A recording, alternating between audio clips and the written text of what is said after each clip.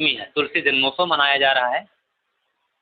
इस उल्लास पर्व पर आप क्या कहना चाहें? कोई विशेष आपका संदेश हो, आपके मन में कोई बात? लिखा जो चरित्र रत्ना के त्याग का, लिखा जो चरित्र रत्ना के त्याग का, माता पिता कहें कुल छाती धन्य हो गई। हुलसी की कोख जने तुलसी महान को, हुलसी की कोख जने तुलसी महान को, राजापुर चित्रकूट माटी धन्य हो गई, राजापुर चित्रकूट माटी धन्य। मैं इस समय मौजूद हूँ चित्रकूट जनपद के राजापुर से महज 100 मीटर दूर कौशाम्बी की सीमा रेखा पर महेवा घाट का जो पुल है, मैं उस समय वहाँ पर हूँ। वाहनों का आना जाना लगा हुआ है। इस समय तुलसी जन्मोत्सव की तैयारियां जोरों पर हैं। सीएम योगी भी इस बार इस कार्यक्रम में शरीक होने आ रहे हैं। लेकिन आज की खबर थोड़ा हटकर है। तुलसी जन्मोत्सव पिछले कई दशकों से मनाया जा रहा है, लेकिन जो तुलसी भक्त हैं वो तुलसी जन्मोत्सव तो मना रहे हैं, लेकिन सवाल यह भी है जो रत्नावली के भक्त हैं, जो रत्नावली के चाहने वाले हैं, माँ रत्नावली के भक्तों के मन में एक कसक जरूर है। कसक यह है कि जिस तरह से तुलसी के विकास के लिए लोग प्रयासरत है, तुलसी जन्मस्थली के विकास के लिए लोग प्रयासरत हैं, वहीं तुलसी की जन्मस्थली, मेरे कैमरामैन से मैं कहूँगा कि ये जो सामने आप दिख रहे हैं ये माँ यमुना है और ये नगर राजापुर दिख रहा है। यहीं से महज सामने दिख रहा है तुलसी का घाट, तुलसी घाट सामने दिख रहा है, वो तुलसी जन्मस्थली है। और मेरे ठीक पीछे जैसे ही पुल पूरा होता है, जैसे ही पुल समाप्त होता है, वैसे ही माँ रत्नावली का जन्म स्थान है महेवा घाट।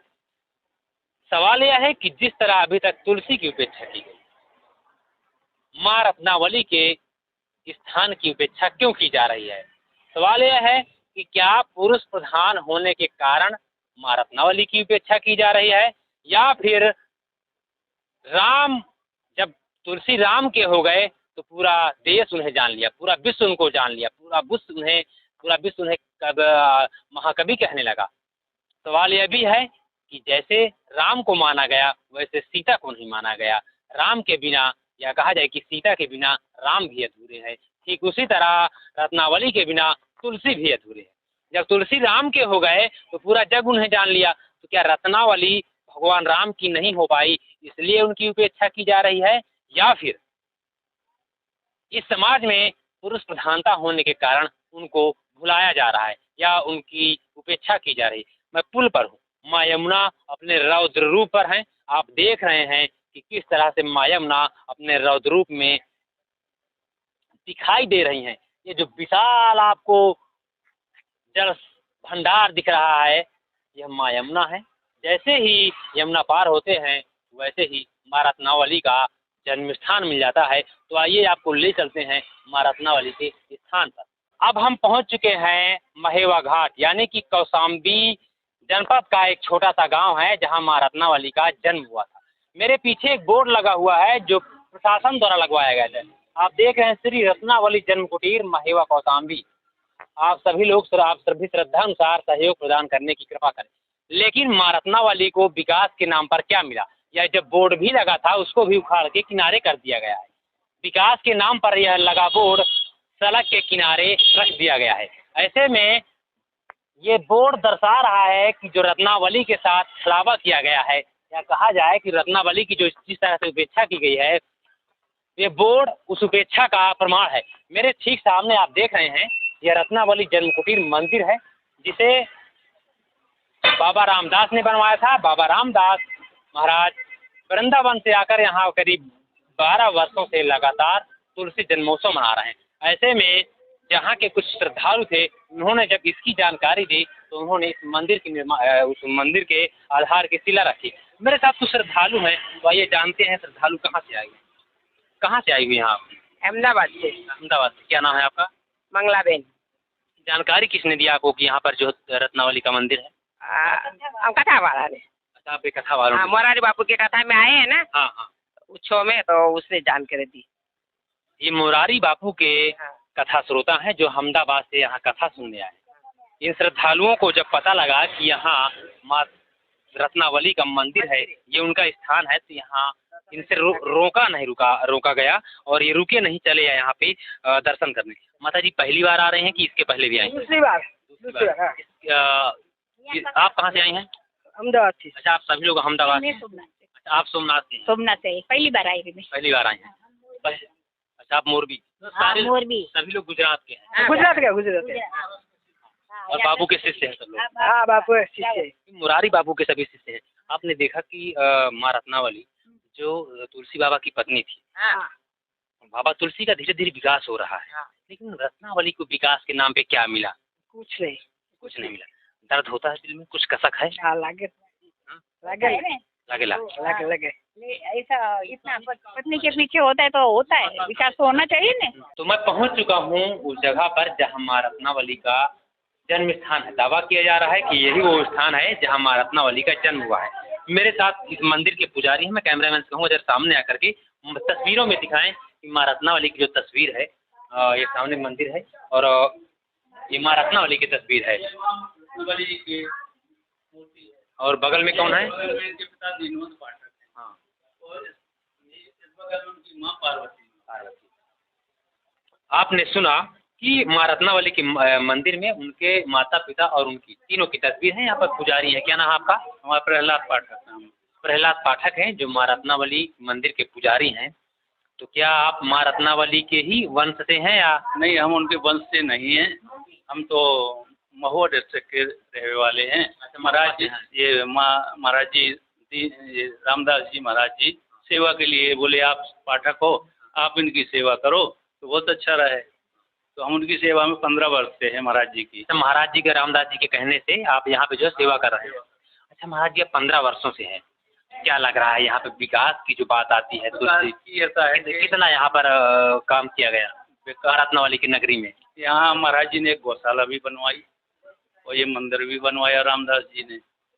और यहाँ का है प्रशासन की तरफ से, प्रशासन की तरफ से कुछ नहीं हुआ, न किसी ने प्रशासन की तरफ से एक वो पार्क दिया गया, 1 बीघा जमीन है उस पार्क, वो भी पीपल गिर गया तो उसकी बाउंड्री टूट गई। तुलसी जन्मोत्सव के बीच जब तुलसी की बात आती है तो तुलसी के बाद एक बात जरूर याद आती है रत्नावली।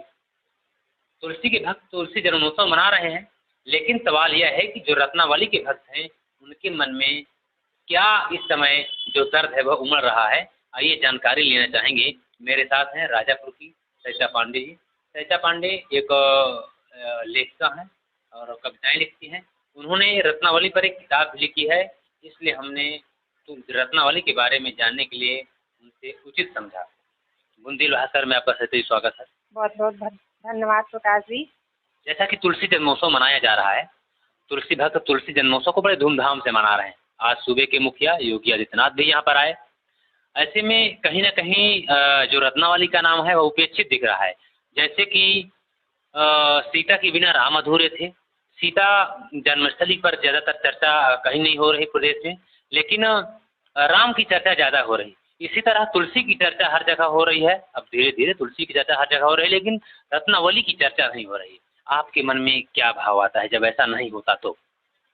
सबसे पहले योगी आदित्यनाथ जी का बहुत बहुत आभार, उन्हें सत सत प्रणाम कि वो राजापुर की धरा पर पधारे। पुकार, प्रार्थना, प्रयास और फिर परमात्मा की प्रेरणा से आज राजापुर में योगी जी का आगमन हुआ। इसके लिए मैं पुनः उनका आभार प्रकट करती हूँ। निसंदेह रत्नावली को उपेक्षित रखा गया। ऐसी त्याग मूर्ति, बैरागी, साध्वी, परम त्याग मूर्ति, तेजस्विनी रत्नावली को उपेक्षा का शिकार समाज ने ही रखा और उन्हें भुलाया। लेकिन जब बापूजी 2019 में आए थे मानस रत्नावली लेकर के, तभी मेरे अंदर कुछ भी कहिए या उनका समय था या मेरे अंदर उनको मतलब जानने की या उन्हें एक जिज्ञासा हुई कि क्यों ना रत्नावली को लोगों ने क्यों भुला दिया।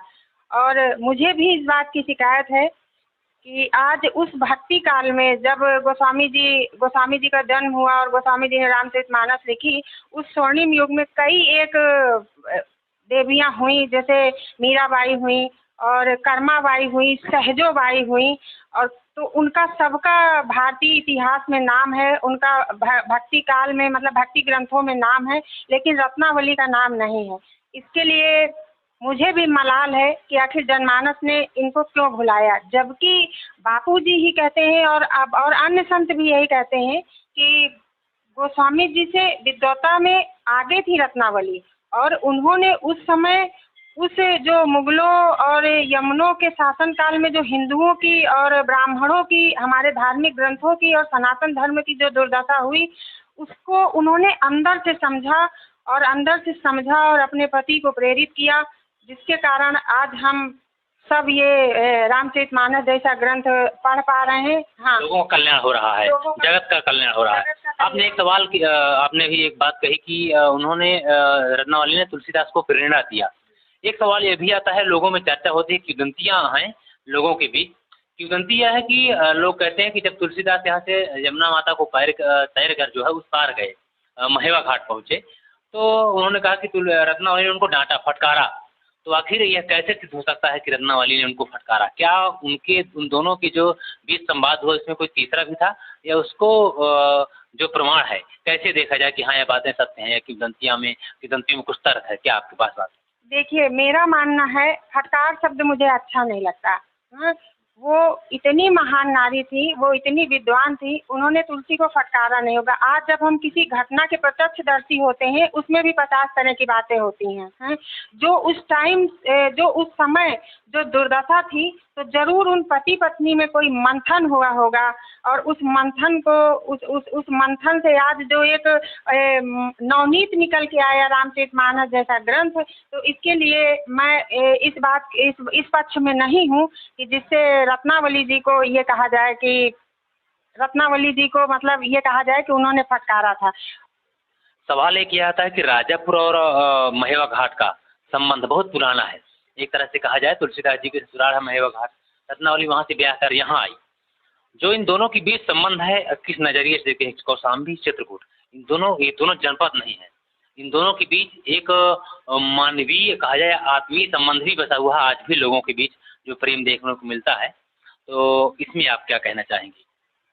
इन महान विभूतियों को, जो 2 जनपदों को जोड़ती है, एक कौशाम्बी एक चित्रकूट को, ठीक, तो इनका हमारा वैसे ही संबंध है जैसे एक बच्चे का ननिहाल से संबंध होता है। तो रत्नावली का जो गांव है वो हमारा ननिहाल है। हम जब वहाँ से गुजरते हैं तो ये लगता है कि हम अपने माँ के घर आए हैं। ननिहाल का अनुभव होता है। हाँ, ननिहाल का अनुभव होता है, और एक उस क्षेत्र, मतलब उस सीमा पर पैर रखते ही एक ऐसा सुकून का एहसास होता है कि ये माँ रत्नावली का गांव है, ये माँ रत्नावली की जन्मभूमि है। मतलब अपने आप एक अंदर से वात्सल्य पैदा होता है, जैसे एक खुशी पैदा होती है जब हम ननिहाल जाते हैं कि आज हम अपने ननिहाल आए हैं, तो बस वही अनुभव वहाँ होता है। आपके हाथ में एक पुस्तक है, इस पुस्तक को आपने लिखा, मैं इसको थोड़ा देखना चाहता हूँ। इस पुस्तक है, मैं कैमरामैन से हूँ, जरा दिखाने की कोशिश करें।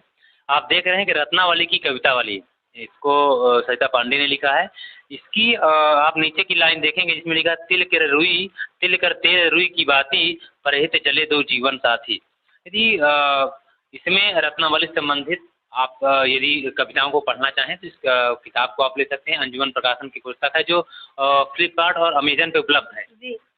जी बेशक, ये फ्लिपकार्ट अमेजॉन पे उपलब्ध है, और इसमें माँ रत्नावली के जीवन चरित्र को बहुत ही शोधपूर्ण ढंग से लिखा गया है, और पाठकों से निवेदन है कि पढ़ें। अगर इसमें कोई त्रुटि हो, कोई तर्क हो, तो ज़रूर आपके चैनल के माध्यम से हमें सुझाव दें। तो क्या मीराबाई और तुलसी को इसलिए याद किया जाता है कि वह दोनों भगवान के हो गए? रत्नावली को इसलिए उपेक्षित किया गया क्योंकि वो भगवान की नहीं हो पाई, या फिर इसका कोई और कारण है? जैसा कि लोगों में चर्चा का विषय बना रहता है कि लोग कहते हैं कि यहाँ पर पुरुष प्रधान है, तो यह पुरुष प्रधान समाज हमारा देश है, इसलिए रत्नावली की उपेक्षा की गई।